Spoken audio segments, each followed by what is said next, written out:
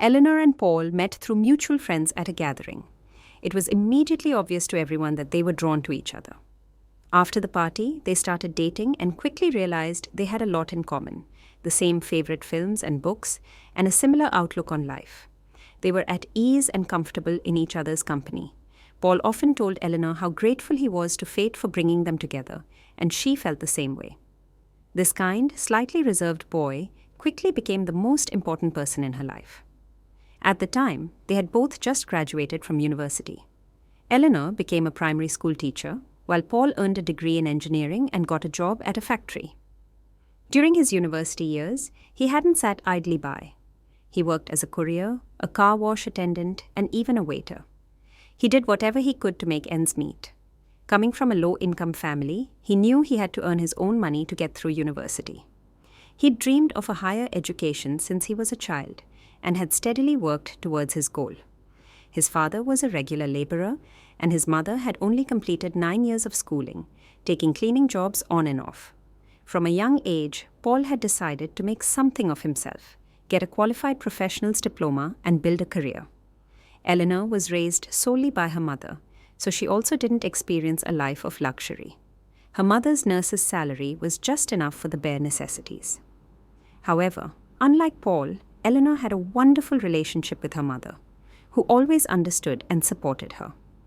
While Eleanor was studying at university, her mother took on extra shifts just so her daughter could focus entirely on her education.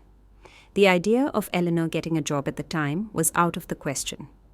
"There will be plenty of time to take on the burden of work later," her mother would say. "Let my daughter's childhood last a little longer."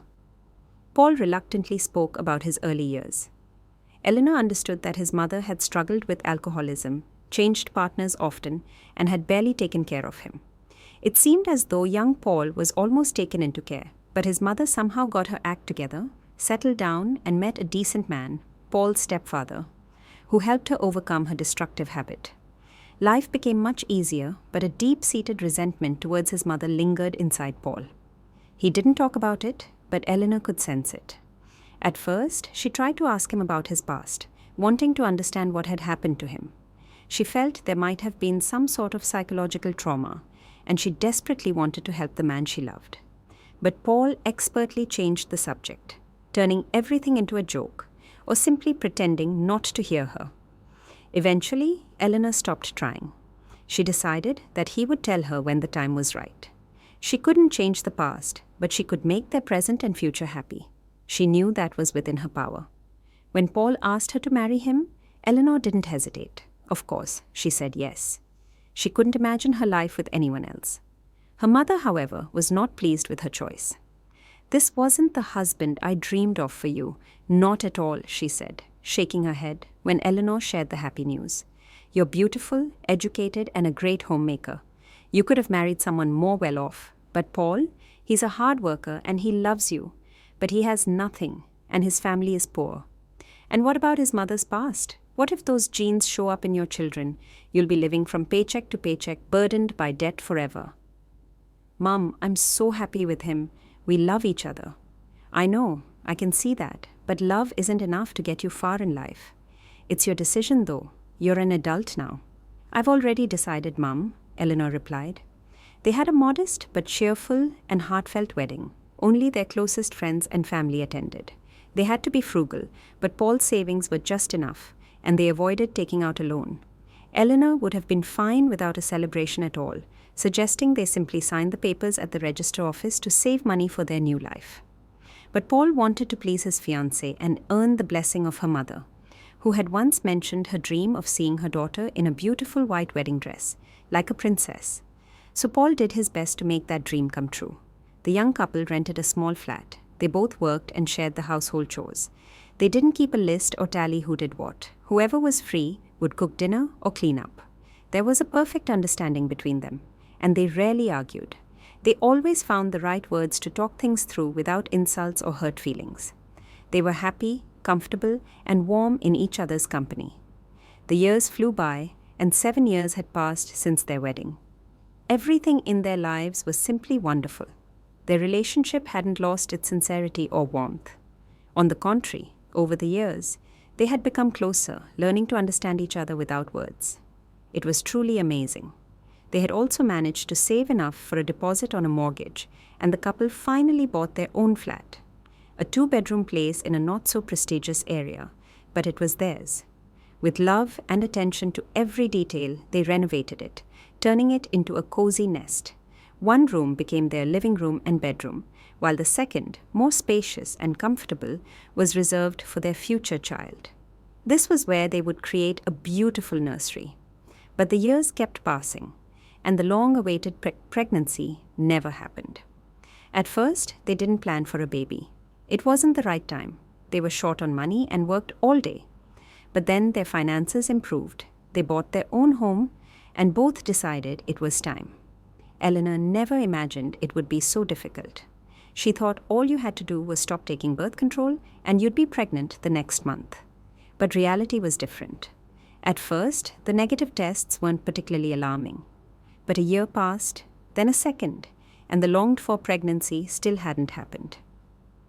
Every month, looking at the single line on the test, Eleanor cried. She desperately wanted to feel like a mother, to give a tiny person her love and care. Paul also dreamed of having children. He pretended everything was fine, saying there was no rush and that they were still young, but Eleanor saw the way he looked at their friends' children. He happily played with boys and girls of all ages, always finding a way to connect with them. She knew her husband would be a wonderful father, but a baby just wasn't happening for them. They began seeing doctors, and Eleanor was diagnosed with health problems that were the cause of her infertility. The day she found out, she barely made it home. Her eyes were blurred with tears, and her head was spinning. The situation was very, very serious, and her chances of becoming a mother were slim. Eleanor felt guilty and unworthy of Paul. If he had chosen another woman, they would already be raising a child. What now? A long treatment with an uncertain outcome. But her husband supported her. "Why are you falling apart?" he asked, hugging her shoulders. "The main thing is, we found the reason. Now we'll get treatment, and it'll all work out. You'll see." The treatment required a lot of strength, time, and money. The lion's share of both their salaries now went towards expensive medications and procedures. Eleanor had to visit clinics frequently, endure pain, and follow strict diets. Paul supported his wife as much as he could. "I'm so sorry you have to go through all this," he said once. "I can see how this treatment is affecting you. You don't even look like yourself anymore." Eleanor knew he was right. She had lost weight and was constantly nervous and irritable. Fatigue and despair became her constant companions, along with a hope that faded with each passing month. At first, Eleanor believed the treatment would bring quick results. After all, she was doing everything the doctors told her to, following their instructions to the letter. But time went on, and nothing happened. Every month brought more disappointment. Nagging thoughts haunted her. Why us? Everyone around them had children easily, even those who didn't seem to deserve them. Take her mother-in-law, for instance, Paul's mother. She was fine now, but she used to drink and change partners, and the marks of that life were permanently etched on her face. Yet she had given birth to such a wonderful, healthy son whom she neglected for so long. There were many similar examples. So why couldn't they, a couple who loved and respected each other so much, have a baby? It was painful for Eleanor to walk past shop windows displaying children's clothes. She almost stopped seeing her friends who had children. When she saw a happy mother with a pram on the street, she hurried to the other side.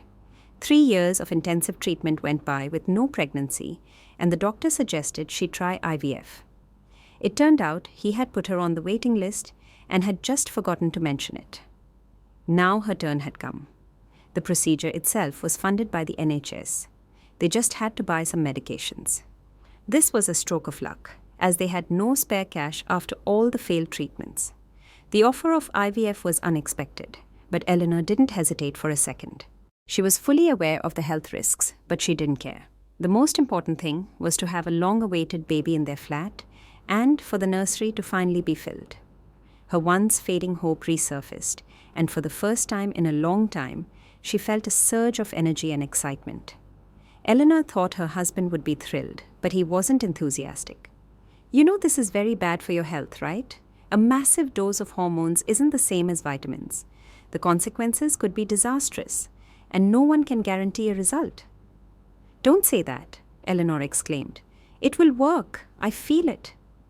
Maybe, but if this treatment doesn't work, we can adopt a child from a home. There are so many children who need a home. Eleanor was outraged. There had always been harmony between her and Paul, and he usually understood her without words. How could he suggest taking someone else's child when they were so close to having their very own, long-awaited baby? Why are you getting so defensive? Paul's voice was calm and soothing. I've been thinking about this for a while. I just didn't tell you. It hurts to see you suffer. But we haven't tried everything yet, Eleanor retorted, struggling to keep her composure. Do you hear what I'm saying? We have a chance for a free IVF procedure. How can I miss such an opportunity? It's a huge toll on your health. So what? I'm ready to do it for our baby, our own baby. Why would we want someone else's? Children in care homes are often from troubled families. Those genes are powerful and nothing good ever comes of it. I almost ended up in a home once. His eyes filled with sadness, as they always did when he recalled his childhood. It had been a difficult time for him, and Eleanor felt ashamed. She knew the story. Paul's mother had hit rock bottom, didn't work, and drank constantly. Her son was living on scraps and the food kind-hearted neighbors gave him. Paul was about 5 or 6 years old, just a little thing. The neighbors realized the boy was in danger, and someone called social services. Luckily, Paul's mother was sober at the time, but her lifestyle was still obvious. Her maternal instinct suddenly kicked in, and she managed to keep her son at home. She even got a job as a cleaner just to do it. Maybe I would have been better off in a home, Paul said thoughtfully, when he once told Eleanor about that time in his life. Social services started to come for regular checks, and his mother knew she was being watched. She stayed sober, cleaned the place, cooked simple meals, and got a job as a local council cleaner. Then she met her new love and moved to another city, where everything went back to how it was. Paul's mother never stuck with anything for long. I could have ended up in a care home too, Paul said, looking into his wife's eyes, but I wouldn't have grown up to be a criminal or an outcast. Of course you wouldn't have, Eleanor smiled at him. You're a wonderful person, the best and kindest. Much kinder than me, because you're willing to take someone else's child and raise them as your own. I can't do that. You have to understand.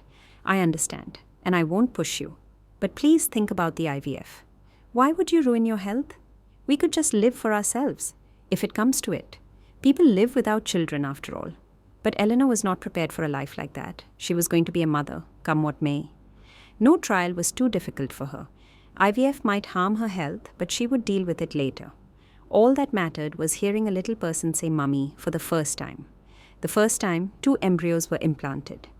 After the procedure, Eleanor carried herself like a glass vase, carefully and tenderly with a happy smile on her face. She dreamed of both embryos taking, of having twins, a boy and a girl.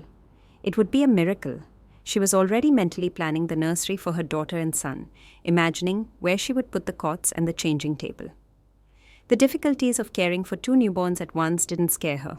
She had been waiting for a child for so long that all the fuss and bother would be a joy. For 10 days, the couple lived in a state of anticipation. Paul wouldn't let his wife do anything around the house. He cooked and cleaned himself, trying to cheer her up with good news. Eleanor, meanwhile, was listening to her body, searching for the early signs of pregnancy. Over the years of trying, she had scoured countless websites and knew exactly what a woman should feel in the early stages. And the signs were all there. A pulling and tingling in her abdomen, a change in her taste, a ferocious appetite. She couldn't wait for the morning sickness, a clear symptom that women usually suffer from, but which would make her the happiest person in the world. But it was too early for that. Of course, Eleanor couldn't wait and started taking tests long before she should have. They consistently showed a single line. She stared at them for a long time, hoping to see a faint second line, and Paul just sighed as he watched her. Soon it was clear. It hadn't worked. Eleanor was overwhelmed with despair. She had never experienced such disappointment. She had put so much hope into the IVF procedure. She cried into her pillow at night, thinking Paul didn't see her, but he saw everything. He was hurting too, and the feeling of helplessness was a heavy burden on him. The doctor reassured them, saying that it rarely worked on the first try. So a month later, they had another attempt. It also failed. Then Eleanor went through the procedure a third time, then a fourth and a fifth. She was almost without hope, but still cried over every negative test. The doctor said she needed to give her body a rest before another protocol. Some people only succeed on the 8th or ninth try. No, Paul said when Eleanor told him about her visit to the clinic. You're not going to torture yourself anymore. Let's take a break. This time she didn't argue. She felt exhausted, both mentally and physically. Her emotional reserves were completely depleted. She knew she couldn't handle another disappointment. Paul was right. She needed a break, to distract herself and do something else. For the past few years, all her thoughts and actions had been focused on one goal, having a baby. Eleanor had forgotten that life was more than just that. She couldn't even remember the last time she read a book that wasn't about reproduction. Paul no longer brought up the idea of adopting a child from a care home, but Eleanor found herself thinking about it more and more. Her hope of having her own baby was almost gone, but her need to give care and attention to a tiny person was growing. After all, not all children from homes turned into criminals. And even if they were unlucky with their biological parents, their upbringing was also important. Her own husband, Paul, the kindest and most decent man on earth, had almost ended up in a home. And there were probably many other good people there. She hadn't even tried to look. Slowly, Eleanor started to get into the habit of looking at the profiles of children on a website. She hadn't made a decision yet and hadn't even discussed it with her husband. She was just suddenly interested in the topic.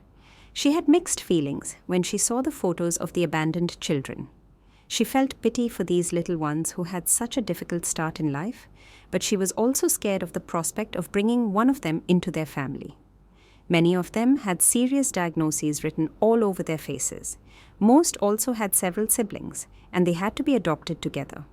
That was fair, but Eleanor wasn't ready to take on a tiny, blue-eyed girl and her 2 teenage brothers. Eleanor had always wanted a daughter, a sweet little girl with braids and pretty dresses. She would buy her dolls, and they would be best friends. A daughter, they said, was more affectionate and caring towards her parents. Paul also dreamed of being a father to a girl. In the beginning, when happiness seemed so close, he had often mentioned it, saying he would be her protector and her rock, and even promising to learn how to iron dresses and do girls' hairstyles. It sounded so touching. All the other men Eleanor knew wanted sons, but Paul wanted a daughter. He would have been the perfect father for their princess, but it didn't happen, and it probably never would. Perhaps because of her dream of a daughter, Eleanor paid more attention to the profiles of the girls. Some of them were very pretty, but they were completely foreign to her. She didn't feel a hint of warmth when she looked at their photos and videos. She felt pity and a desire to be a mother, but not to one of those little ones. Still, since she had become interested, she continued to look through the profiles. Gradually, Eleanor came to the conclusion that she would have to live her life without children. Having her own wasn't happening, and adoption wasn't for her. It was disappointing, painful, and sad. But what could she do? It happened to people. Her own aunt, for instance, had lived her whole life for herself, traveled, had romances, and ended up marrying a foreigner and moving to Australia for a beautiful, prosperous life. Her husband had grown-up children who welcomed her as one of their own. Eleanor couldn't remember her aunt ever regretting not having her own child. On the contrary, she felt sorry for Eleanor's mother, her sister, who had to raise a child alone. Of course, Eleanor wasn't planning on moving to Australia, but she started to make plans for a future without children at its center. The empty room needed to be turned into a home gym. She and Paul would now keep themselves in shape, and she definitely wouldn't be doing another round of IVF. She had already pushed herself too far with all the baseless hope and had surely harmed her health. No, that was enough. Or maybe later, but definitely not in the next 5 years. That day, Eleanor was sitting in her empty classroom drinking coffee. She had a short break. Her Year 3 class had gone to PE. She decided to use the time to rest and relax. She didn't feel like marking exercise books. Her mind was at ease as she looked at adverts for creams and browsed her favorite online shops. And then, the search engine suddenly showed her a couple of profiles from one of the most popular adoption websites. New photos of children looking for a family had just been uploaded. Out of habit, Eleanor looked at the profiles of 2 girls, little and relatively healthy but still strangers. She then automatically went to the page of a new boy, zoomed in on the photo, and froze. Staring back at her was a 6-year-old boy who looked uncannily like Paul. He had the same big green-grey eyes, the same slightly upturned nose, the same stubborn pursed lips, the same strong chin, and the same unruly brown hair. Eleanor kept looking at him. It couldn't be. He even had the same mole on his neck as her husband. What a coincidence. Eleanor had always dreamed of a daughter and hadn't even looked at the profiles of boys. But this boy immediately captured her heart. She felt something special, a mix of pity, warmth, and tenderness. Paul could have been in a home just like this little boy, Edward Saville, and he would have been about the same age. 6-year-old Paul must have looked exactly like him. Her heart ached. Eleanor looked closer at Edward's details. The boy was healthy and had no siblings. The description said he was clever and inquisitive, which was obvious from his eyes. After years of working with young children, Eleanor knew how to read them, and Edward was clearly intelligent and lively. She looked away from the monitor and thought. She had almost come to terms with the fact that she would never be a mother. And Paul had, too, and now, Edward. It was so strange. She had looked at so many photos of abandoned children, and not one of them had made her feel this way. Eleanor made up her mind. She called the care home where Edward lived. It was in the next city. They told her he hadn't been adopted yet and was practically healthy, just a little anxious. His mother, who had also been in care, had died in a car accident. He had no living relatives, which was how he ended up there. The home director told Eleanor that children like Edward, who were healthy and bright, didn't stay long, and there was always a waiting list for them. So, she should prepare all the documents and take the training course as quickly as possible, or someone else would get him. Eleanor hung up the phone. They had so much to do, and they had to act fast. She didn't even want to think about someone else taking Edward. He was their son. He was the spitting image of Paul. And she had a feeling that he was just as kind, understanding, and dependable as Paul was. They had to hurry. Paul was working on a report when his phone rang. When he heard his wife's excited voice, he knew something was up. "Paul, I have some wonderful news for you. I think we're going to have a son." You're pregnant?" "No, I found a boy's profile on the website. He's the spitting image of you. He's going to live with us. You'll like him too, you'll see." "Hold on, I don't understand. You said you didn't want someone else's child." "He isn't someone else's. He's ours. You'll see for yourself," Eleanor said. "You're not against it, are you?" Paul asked. "No, of course not," Paul replied, but he was stunned. He had suggested this very thing so many times, but his wife had always refused, and now this. "It's just unexpected. I need to get used to the idea." "You have until this evening to get used to it. Then we have a lot to do. We need to take a training course and collect a whole bunch of documents. By the way, get a salary statement from your job today." "Okay, of course." Paul hung up and sat there thinking. He was definitely happy about his wife's decision. They were finally going to have a child. They were going to become a mum and a dad. It was a wonderful feeling. But Paul wanted to take a child from a care home for another reason too. He had an unpaid debt, a promise he hadn't been able to keep. This act could partially atone for his guilt towards his sister. Paul had never spoken about Vicky to anyone, not even Eleanor. It was too painful. He tried to forget everything that had happened so many years ago. Sometimes he succeeded. The worries of everyday life and work took up all his thoughts. But sometimes the memories overwhelmed him with their unbearable weight. Vicky, his little sister, the person he loved more than anyone else in the world. Where was she now? Vicky was 2 years older than Paul. When everything happened, she was almost 7. At that time, their mother had completely lost her way, drinking constantly and bringing groups of friends, all with the same destructive habit, to their tiny council flat. She didn't take care of the children at all. They lived on scraps, and since it was winter, it was especially hard. Kind-hearted neighbors sometimes gave the children food, but the kids also collected bottles, which were always in abundance after their mother's parties, and returned them for a few pence. Sometimes one of the men who was a regular in the house gave them some money. That was how they lived. Neither Paul nor Vicky went to nursery. Vicky was supposed to start year 1 the following year, and she was so excited. She wanted to learn, wear a nice uniform, and play with other children her age. To Paul, his sister was his everything, his protector, his support, his comfort. He felt that she was the only person on earth who truly loved him, and he returned her love. The children shared everything they managed to find, whether it was bread, a sweet, or a pastry. Life was full of danger. The children were always on guard, even sleeping lightly and waking up at the slightest suspicious sound. How could they not, when they had already had to save themselves more than once? One of their mother's friends almost set their room on fire once, and another time, a man she was with started a fight. It happened often, and the children sometimes witnessed the chaos. But this time, the man went too far. With wild eyes, he swung his fists, not looking at who was in front of him. Vicky grabbed her younger brother's hand and dragged him to a neighbor's house, where they stayed the rest of the night. They saw many different neighbors as their mother moved from place to place, dragging them along with her. Everyone treated them differently. Some looked at the fallen woman and her 2 children with disgust, while others felt sorry for them and helped them with clothes, food, or a kind word. There were also those who called the siblings homeless tramps to their faces. The most dangerous were the other children. Paul and Vicky felt like outsiders. The kids from normal families never let them join in their games. But being ignored wasn't the worst thing. In every place they lived, there was a group of children who knew no one would protect Paul and Vicky, and they did as they pleased. They would push them into mud, throw stones and dirt at them, and even stick chewing gum in their hair. When he got a little older, Paul tried to defend Vicky. But he wasn't strong enough to stand up to the older bullies. After every clash, Vicky cried. Paul comforted her, stroked her hair, and wiped away her tears.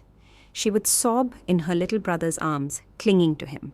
Paul wanted to be her protector, her rock, but what could he do at 5 years old?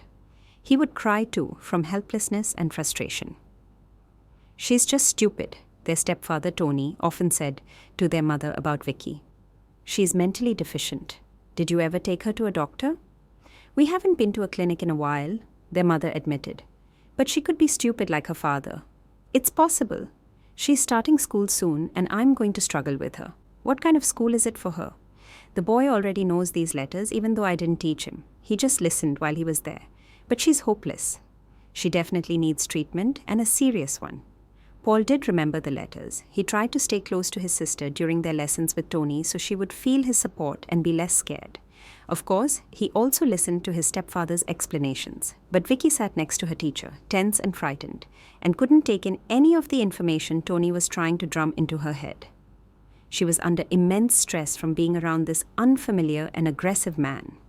He yelled at her, insulted her, and sometimes hit her. In that state, she couldn't learn anything. The smart and talented girl couldn't remember a single letter because of her fear. This made Tony even angrier. He would yell and hit her again, creating a vicious cycle. Vicky's 7th birthday was approaching. Birthdays weren't a big deal in their family, and the siblings wouldn't have known about it if Tony hadn't mentioned it. "The girl will be 7 on February 20th, he said. "She has to go to a school assessment where they'll diagnose her." Paul heard this and knew what would make his sister happy. He would throw her a party and give her a present. He had seen what other children's birthdays were like, and his sister had never had one. This year, he would do something nice for Vicky and perhaps finally see her smile again. Lately, she had been too sad, all because of that horrible Tony. He wished his mother had never met him. So Paul, the little boy, started his preparations. First, he needed to get a present and also some money for a cake. Following his old routine, he went to the nearby bins. He could always find bottles there. This time, he got lucky and his haul was big. He got enough money at the recycling center, but not for a whole cake. So he bought his sister a beautiful and delicious-looking pastry with a cherry on top, just like in the cartoons. Now for the present. Paul knew where to go. The local toy shop, its windows always filled with bright, colorful things. Dolls with long hair, smiling teddy bears, and toy cars in every color. The siblings would often stand outside and admire all the magnificent toys. They never went inside, though. All the money they got went towards food. But now it was different. As awful as Tony was, Vicky and Paul had been fed for a while. With the money he had left, Paul decided to buy his sister the most beautiful doll. Vicky had never had one, and Paul had noticed how sadly she looked at the toys in the hands of other girls. The inside of the shop was warm and welcoming, a welcome change from the cold February air. Paul felt dizzy from the sheer number of wonderful toys. And then he saw it, a beautiful doll that would surely make Vicky happy. The doll wore a long, puffy dress of sky blue. Paul imagined his sister's joy at seeing the princess doll, and his heart fluttered. But at the cash register, he was met with disappointment. The doll was too expensive. Seeing the little boy's tears, the shopkeeper offered to help. She asked how much money he had and led him to another section at the back of the shop. The toys there weren't as luxurious, but they were still good. Even so, Paul couldn't afford everything on the shelves. He pointed at plastic dolls, rubber dogs, and boxes of construction blocks. The shopkeeper shook her head sadly each time. Finally, she put a few things in front of the confused Paul: a skipping rope, a rubber ball, a dog, a weird-looking plushie with mean eyes, and a small maroon plastic aeroplane. Paul decided on the aeroplane. He knew Vicky was a girl, and a girly toy would have been better, but she had recently learned about the story of the little prince and the pilot. A neighbor's boy was studying it in school, and she had loved the story. The aeroplane looked like a character from that story. The toy would surely make her happy, even if it wasn't a doll in a puffy dress. Years later, Paul was thankful for the chance he had to surprise his sister. He was able to make Vicky happy, to show her his love and care. He was sure she still remembered his gifts. It was the first birthday celebration she had ever had. They shared the pastry, as they always shared everything, and Vicky took a piece of string and put the aeroplane around her neck like a necklace. "This is the aeroplane of the pilot, the little prince's friend," she said. "It'll be my good luck charm. Thank you so much. You found a truly valuable thing. This aeroplane is magic." Paul was proud of himself for being able to give his sister a celebration. Vicky was happy, and her smile was the best reward he could have asked for. Of course, the aeroplane wasn't magic. Even at 5 years old, Paul knew that. But the most important thing was that his sister was happy. She even slept with the necklace on. Later, the children understood that big changes were coming. Tony was due to go back to work soon, and before that, he planned to move his new family to his city and his flat. Paul was used to moving from one place to another with his mother, and he even found it interesting. There was always a chance that the new place would be better. He looked forward to seeing Tony's city and his big, comfortable flat. But Vicky was afraid of the change. She said she had a bad feeling about it. The stories about the boy on the cloud and the little girl with a giggle became very sad. Bad things started happening to the characters. Vicky was expressing her fears through her stories. Paul understood that the little girl was trying to cope with her anxiety on her own. Poor little thing. There was no one on earth to protect them. At first, Paul couldn't understand why his sister was so afraid of the move. He soon found out that Vicky had been right to have a bad feeling. The change would not bring her anything good. Paul first heard about Tony's plan not to take Vicky with them late one night. His sister was sleeping soundly on the sofa, and Paul lay next to her, unable to sleep because of a stomach ache. Their mother and Tony were in the kitchen. It seemed they were drinking something. Tony allowed their mother to drink, but only under his supervision and in small doses. He treated her like a child, and she obeyed him without question. He was her golden ticket. He was well off, strong, decisive, and had his own home. She was willing to do anything to be with him. "The move is soon," Tony said quietly. "You should start packing your things." "Why bother? We have nothing to pack," their mother replied. "That's true. When we get to my city, I'll buy the boy new clothes and toys. It won't look good for my neighbors to see him in rags." Paul's heart sank. The boy. He was talking about him. But what about Vicky? Why hadn't he mentioned her? Paul listened carefully, trying not to miss a single word of the conversation, and soon understood everything. It was much worse than he could have imagined. "You have to take care of the girl once and for all," Tony continued. "But what if we take her with us?" their mother suggested hesitantly. It was clear she had asked this before. "No, absolutely not. It's not up for discussion. She's mentally deficient. It's too much trouble to have a child like that. As she gets older, she'll start acting up. I don't want to live with a mentally ill person. I can't believe I got stuck with this." "I know," their mother sighed. "Why did this happen? My son is healthy, but my daughter is not." "You should have drunk less," Tony said, his voice full of disapproval. "When are we going to have a baby of our own? I won't let you touch a drink for half a year before that." Paul lay on the sofa, unable to believe what he was hearing. They were taking him with them, but not Vicky. Why? Because she was supposedly mentally ill. Where would they put his beloved sister? The answer came immediately. First thing tomorrow morning, you're taking her to the care home. Tell them it's a difficult situation and you can't manage 2 children. The boy can stay with you. You'll cry a little and make a fuss, but they'll take him in. All right, his mother agreed. But let's not do it tomorrow. Let's do it the day we move. Why? Tony asked, clearly impatient to get rid of the girl. The boy will have a tantrum. He loves his sister so much. It'll be a nightmare. This way, we'll take Vicky there, then leave immediately. Everything will be new and unfamiliar, and he'll get distracted. He'll get over it. They didn't speak about it again, but what Paul had heard was more than enough. He looked at his sleeping sister and couldn't imagine living without her. Without her smile, her support, her stories about the boy on the cloud and the little girl with a giggle. He would do everything he could to make sure Vicky was taken with them. He would beg and plead. He would try to teach her how to read. He knew how to put letters together into words now. He would show Tony that his sister wasn't mentally ill. She was just scared of him, which was why their lessons had been a failure. As soon as Vicky woke up, Paul told her everything. She covered her mouth with her hands and tears ran down her face. "I knew it," she sobbed. "I knew this would happen. Tony hates me and Mum doesn't care. She only cares about money." "We'll convince him." Paul tried to soothe her and himself. "You'll see. Everything will be okay." The children tried very, very hard. Paul tried to teach Vicky, but nothing worked. She was too stressed to learn. They also became the most perfect children, not making any noise, listening to the adults, and trying not to get in the way. Vicky even started making Tony butter or sausage sandwiches in the morning.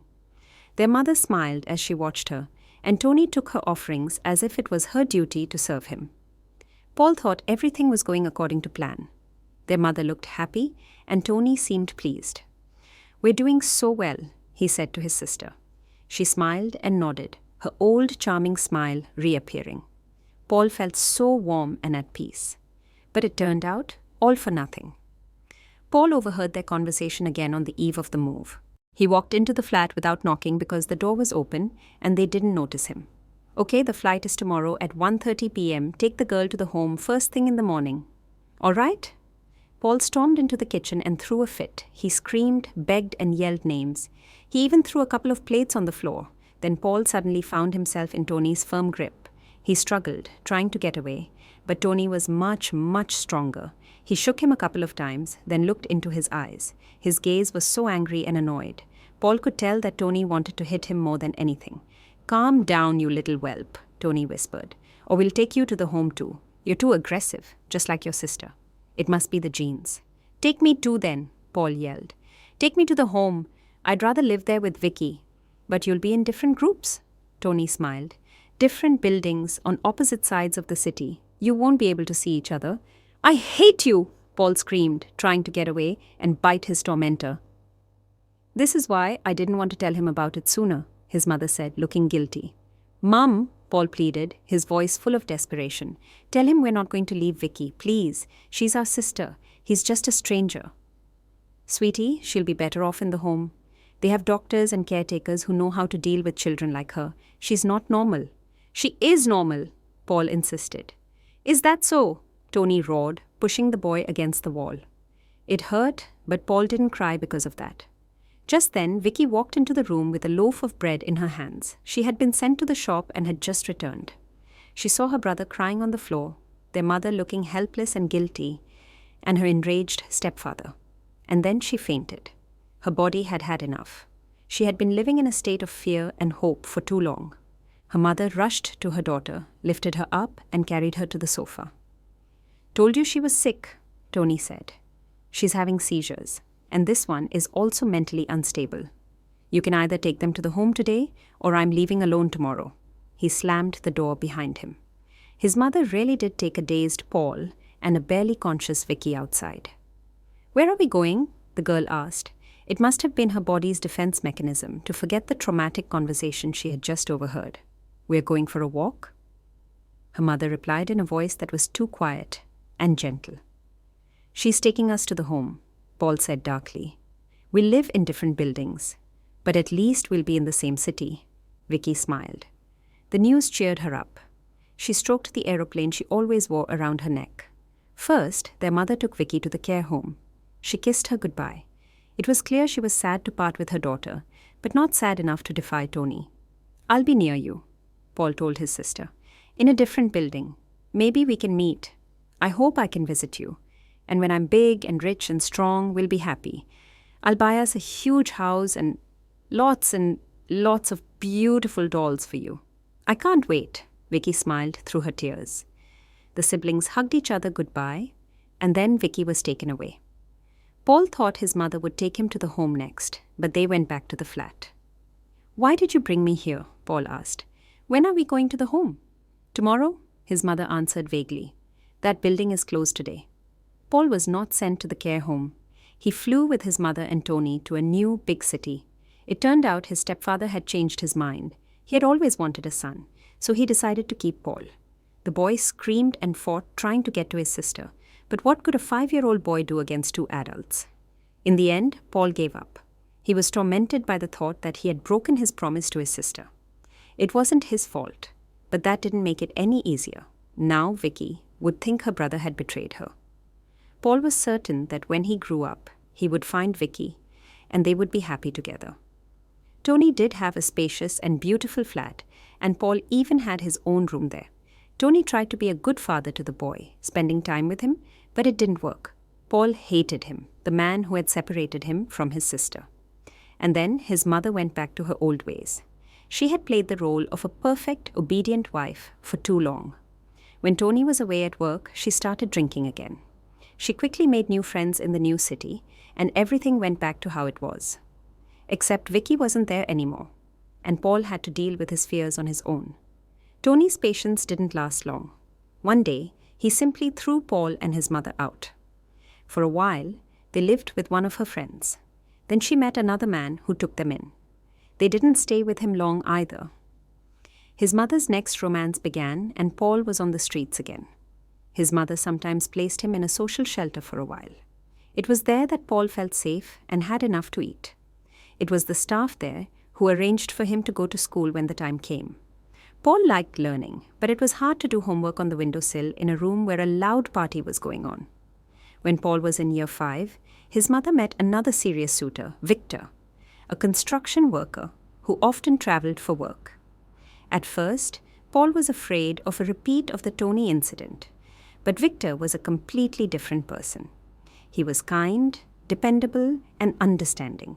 He took to Paul immediately and paid a lot of attention to the boy, teaching him how to cook and telling him stories from his own childhood. He even took him fishing.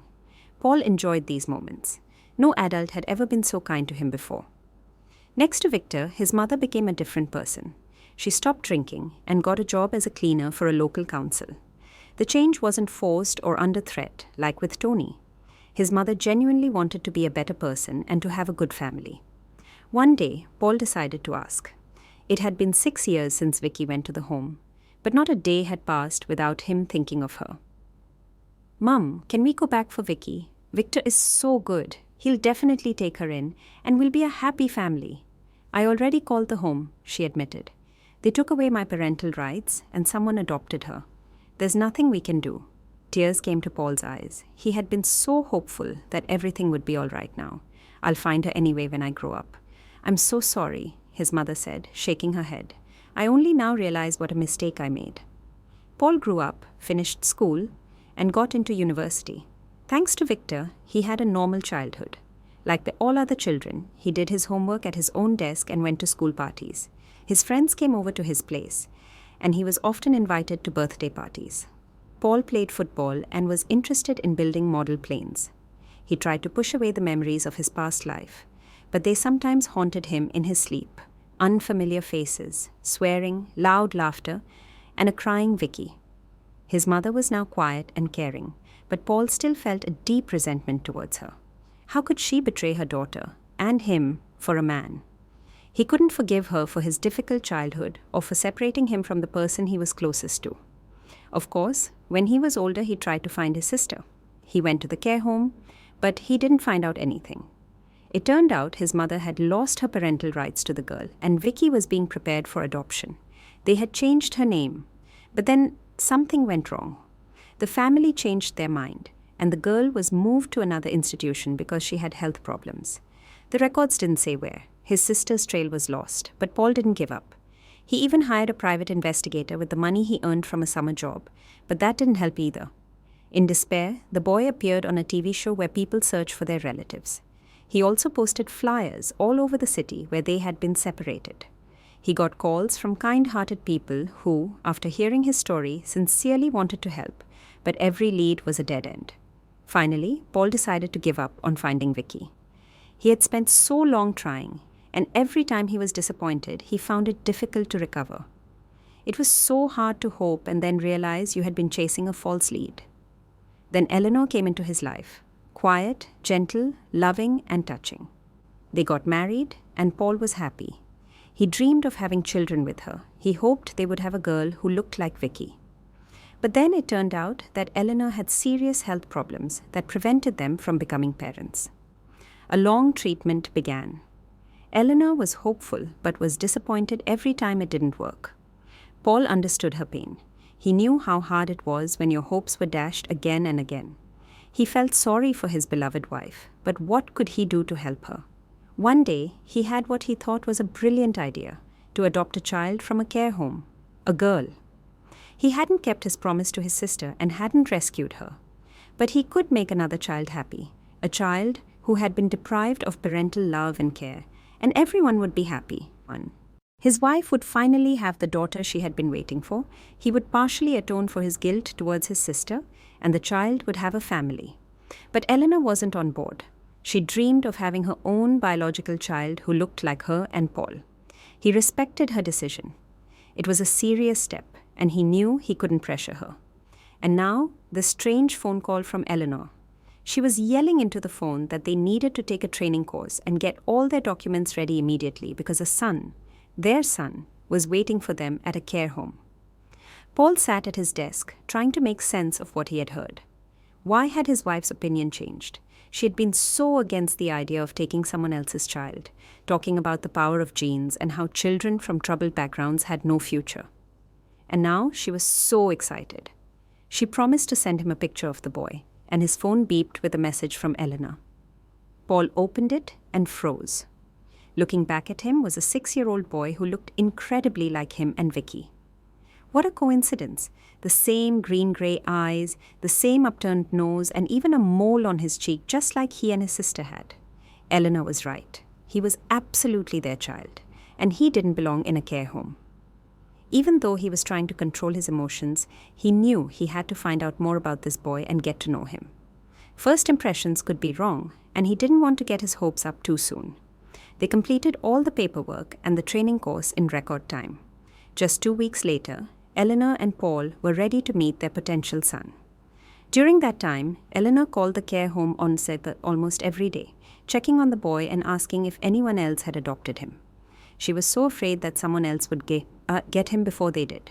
After all, healthy, strong, and smart children like Edward were always in high demand. The only thing that made him less sought after was his age. People preferred to adopt babies, not older children. Finally, a meeting was arranged. The next day, they would go to the next city to meet the boy. The night before, they were both very nervous.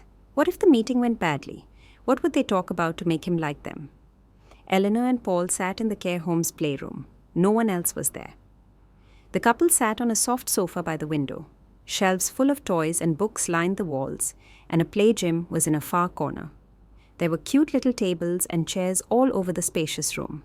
The children must love spending time in this cozy place. The room looked like a normal nursery class, but no one came to pick up the children in the evening. They were children who had been abandoned by their parents.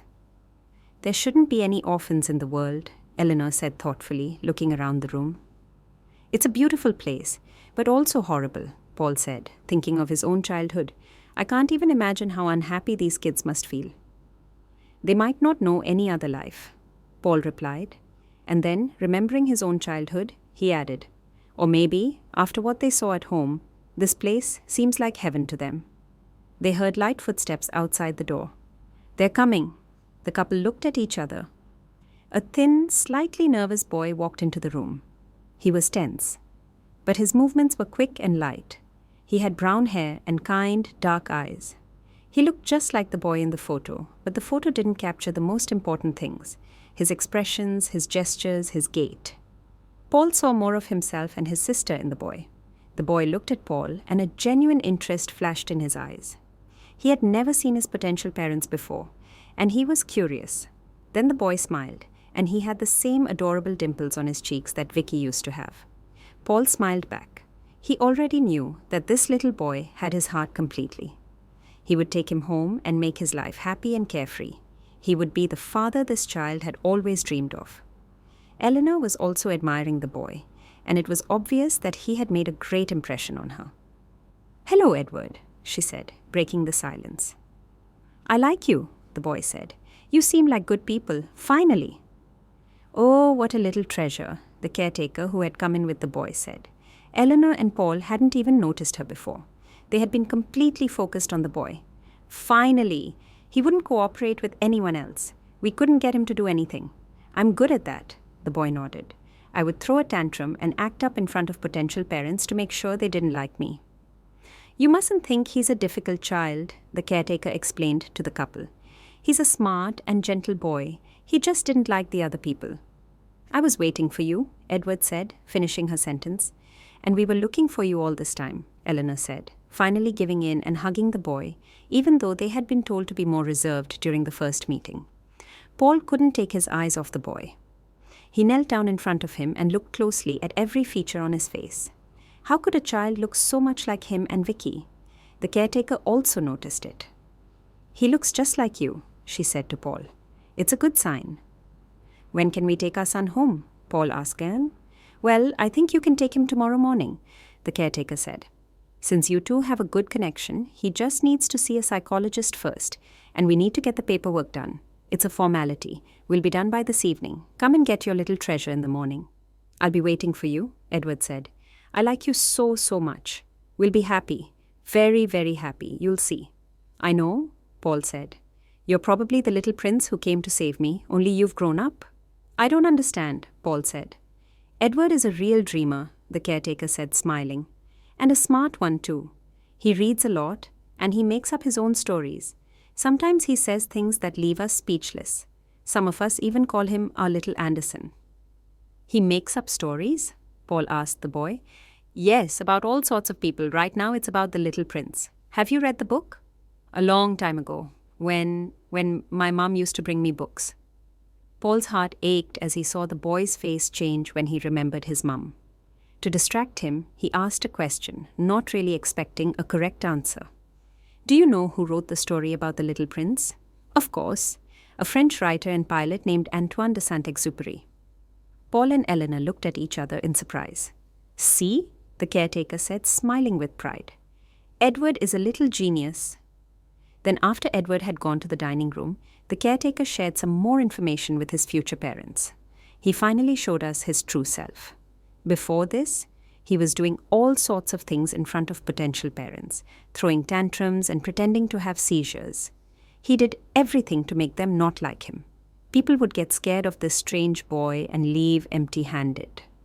When we asked him why he did that, he said he didn't like them and that he would be miserable there. He really thought he was dooming himself to a life in care. "So we're the first ones he's ever liked?" Paul asked. "From the first moment he saw you," she replied. "He opened up right away. I'm happy for you, and for the boy, of course. You'll be happy with Edward." The next day, Eleanor and Paul were ready to go to the care home at 6 in the morning, but they had to wait until 10, when the director returned from his meeting. The rest of the day before and most of the night, the couple talked about Edward. "He's so smart," Eleanor said with admiration, "and so cute. We're so lucky no one took him before us." "Well, he did his best to make sure of that from what the caretaker said," Paul smiled. The couple happily made plans for their future life as a family of 3. They thought about where to go on holiday, where to take their son on the weekends, and what to cook for him. Eleanor dreamed of taking him to a shopping center and buying him a ton of stylish, beautiful clothes so he would look like the boys in fashion magazines. Paul looked up information on chess lessons for children. He had a feeling that the clever Edward would love the old game. Both of them knew that the boy was already making them happier and that their life would only get better from now on. At exactly 10 in the morning, Eleanor and Paul were at the director's door.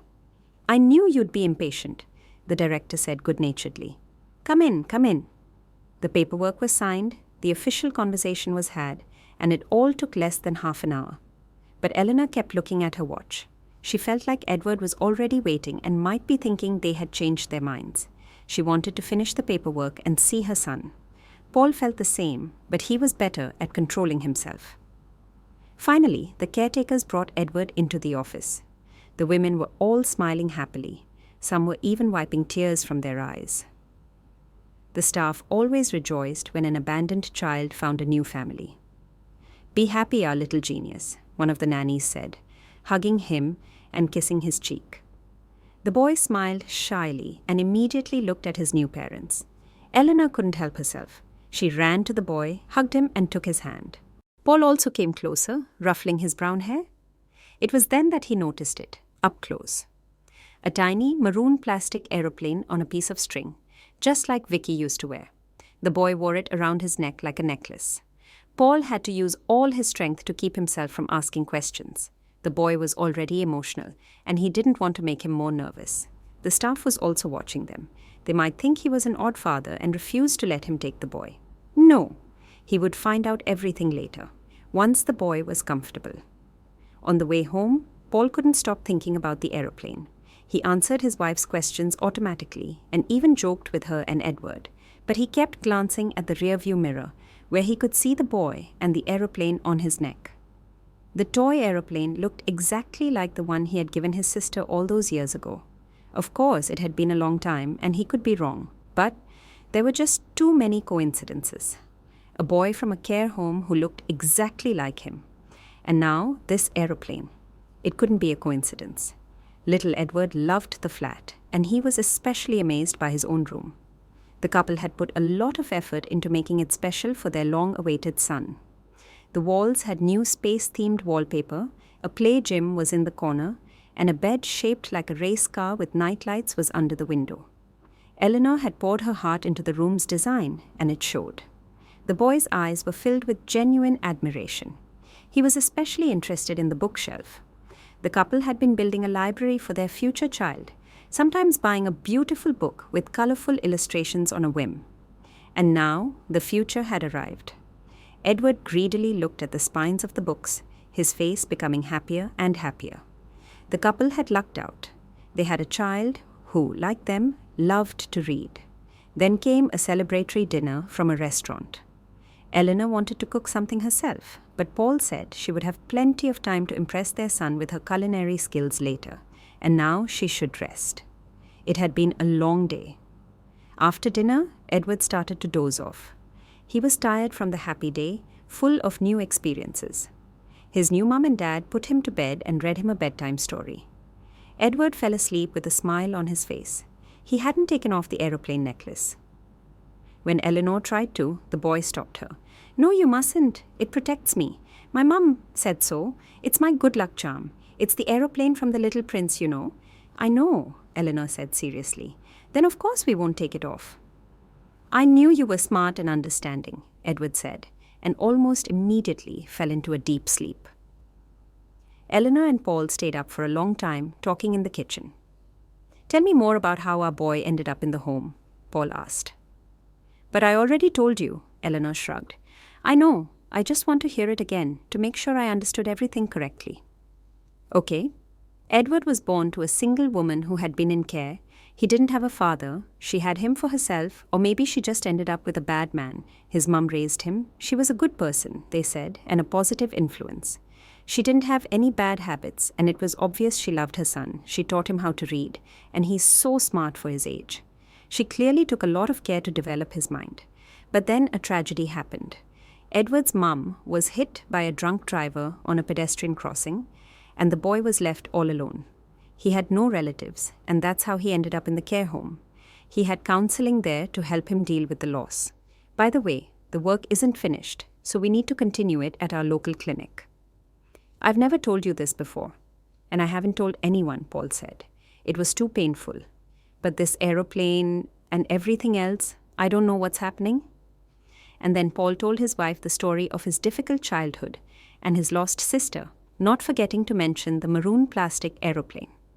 Eleanor sat with her hand over her mouth, tears running down her cheeks, but she didn't even notice them. How did you get through that?" she finally said. "How hard it must have been for you. And for your sister. That's why you're so angry with your mum, isn't it? She drank, but she didn't abandon you. I never understood why you felt so much resentment towards her, but now it all makes sense." "It doesn't matter." Paul shook his head. "The important thing is to find out if Edward really is my nephew. We'll do a DNA test. It's expensive, so I'll take on some extra work." I was going to anyway. Several months passed.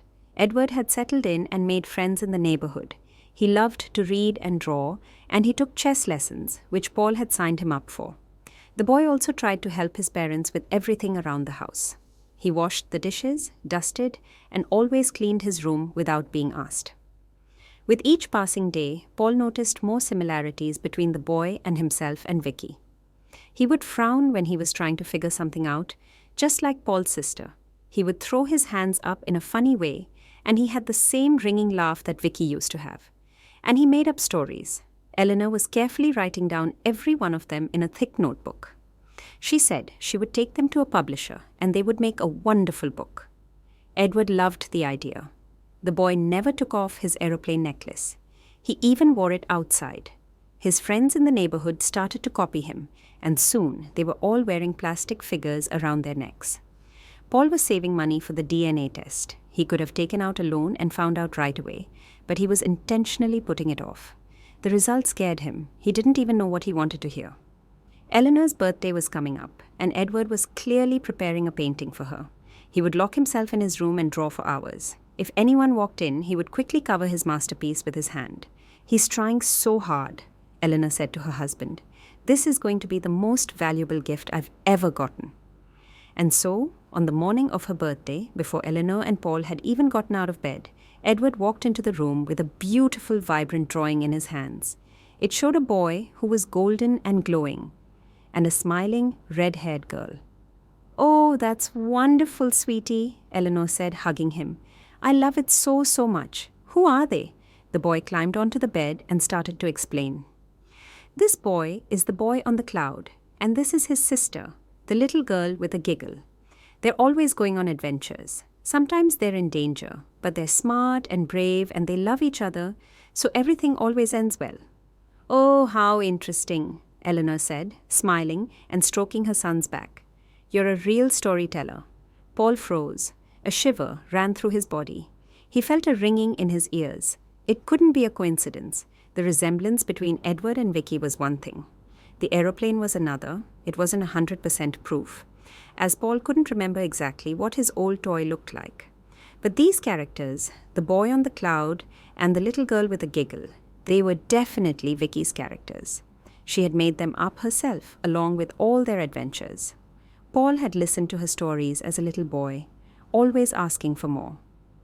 "They're not my stories," Edward admitted. "My mum made them up and told them to me.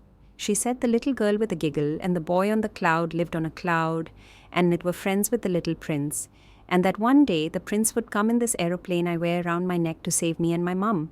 The prince did come, but my mum didn't." Eleanor hugged the boy, who was trying not to talk about his mother, but the woman knew he wanted to talk about her and his past. She was always ready to listen to him. "You're my mum now?" Edward said. "Of course, sweetie," Eleanor smiled. "And she is too. We'll talk about her as much as you want. It's important." "You know what I decided?" Paul said to his wife and son, smiling. "We have a holiday coming up. Let's go to the seaside, all of us. You've never been, have you?"